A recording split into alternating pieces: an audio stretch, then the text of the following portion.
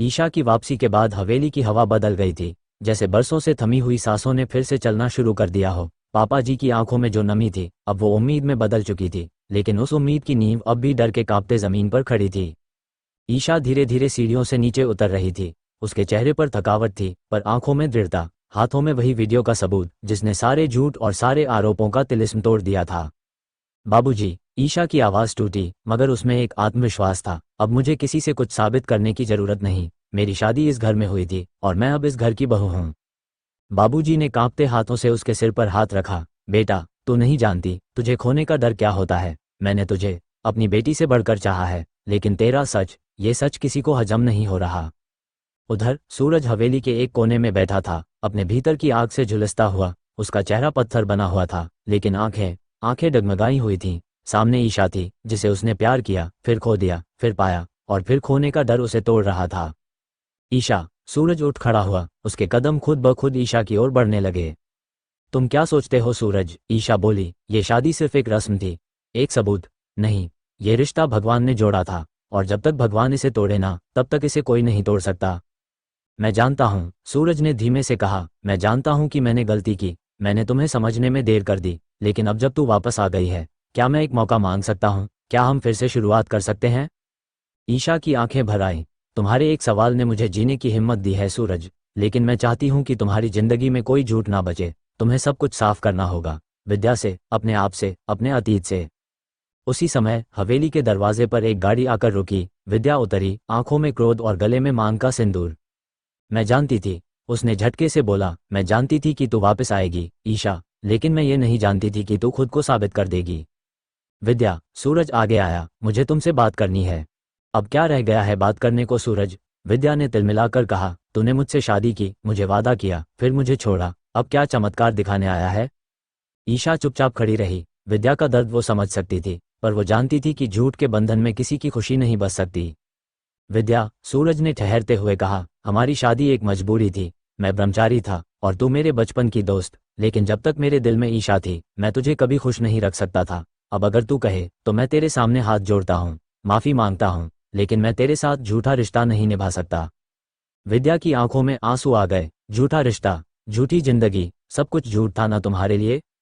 नहीं, सूरज ने कहा। हमारा रिश्ता सच था, लेकिन उसका वजूद हालातों के बोझ में दब गया। मुझे माफ कर दे। विद्या ने अपनी चूड़ियां उतारी और सूरज के हाथ में रख दी। आज मैं तुझे मुक्त करती हूँ सूरज, लेकिन तू खुश रह, ये दुआ नहीं दे सकती। वो तेजी से मुड़ी और हवेली से बाहर निकल गई। पीछे उसकी पायल की आवाज धीरे धीरे दूर होती चली गई। ईशा ने लंबी सांस ली और सूरज के पास आकर खड़ी हो गई। अब क्या करोगे? सूरज ने उसकी आंखों में झांकते हुए कहा। अब जो करना है वो साथ में करेंगे, कोई झूठ नहीं, कोई मजबूरी नहीं, सिर्फ सच्चाई और साथ। संगीत। कुछ दिन बाद हवेली में फिर से तैयारियां शुरू हो गई थीं। इस बार नए रिश्ते की नहीं, पुराने रिश्ते को सम्मान देने की। ईशा और सूरज की शादी दोबारा करवाई जा रही थी, सबकी मौजूदगी में, सबूतों के साथ, इज्जत के साथ। चारों तरफ रोशनी थी, मेहमान थे, और हवेली की दीवारों पर फिर से रंग चढ़ा था। ईशा पीले जोड़े में, मांग में सिंदूर और माथे पर चमकती बिंदी के साथ खड़ी थी। सूरज उसके सामने, सफेद शेरवानी में, बिल्कुल शांत। पंडित जी ने मंत्र पढ़ने शुरू किए। अब आप दूल्हा दुल्हन को वरमाला पहनाए। ईशा ने कांपते हाथों से सूरज को वरमाला पहनाई। सूरज ने भी उसकी आंखों में देखते हुए माला पहनाई। अब 7 फेरे लीजिए। फेरे शुरू हुए। हर फेरे पर जैसे एक वादा पूरा होता गया। 7वां फेरा होते ही सूरज ने ईशा की मांग में सिंदूर भरा। अब से तुम मेरी पत्नी हो, सूरज ने कहा, और तुम मेरे पति, ईशा ने मुस्कुराकर कहा। सारे घर ने तालियां बजाईं। बाबूजी की आंखों में अब की बार आंसू नहीं थे, सिर्फ गर्व और सुकून था। संगीत। शादी के बाद शाम को ईशा छत पर अकेली बैठी थी। सामने आसमान में चांद धीरे धीरे ऊपर आ रहा था। सूरज उसके पास आया, 2 कप चाय लेकर। तुम्हें चांदनी पसंद है ना? सूरज ने पूछा। ईशा मुस्कुराई। हाँ, लेकिन अब मुझे चाय ज्यादा पसंद है। सूरज ने चाय का कप थमाया और बोला। तुमने मुझे हर मोड़ पर सिखाया है प्यार क्या होता है, साथ क्या होता है। तुमने मेरी चुप्पियों को सुना, मेरे झूठों को काटा और मेरा सच ढूंढा। मैं अब तुम्हें कभी खोना नहीं चाहता। ईशा ने उसका हाथ पकड़ा। और मैं अब कभी टूटना नहीं चाहती।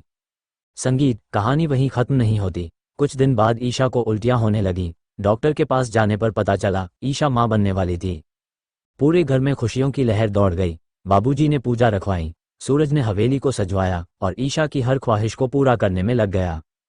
एक रात ईशा सूरज से बोली, क्या हमारा बच्चा भी हम जैसी कहानी चाहेगा? सूरज हंस पड़ा, नहीं, उसे सिर्फ प्यार मिलेगा, कहानी नहीं। महीनों बाद ईशा ने एक सुंदर सी बेटी को जन्म दिया। बाबूजी ने उसका नाम रखा श्रद्धा। श्रद्धा की आंखों में ईशा की चमक थी और मुस्कान में सूरज की शरारत। एक बार फिर हवेली में नन्ही किलकारियां गूंजने लगी थीं और एक टूटा हुआ रिश्ता फिर से एक नए जीवन में खिल उठा था। क्योंकि जब प्यार सच्चा हो तो भगवान भी उसके खिलाफ नहीं होता।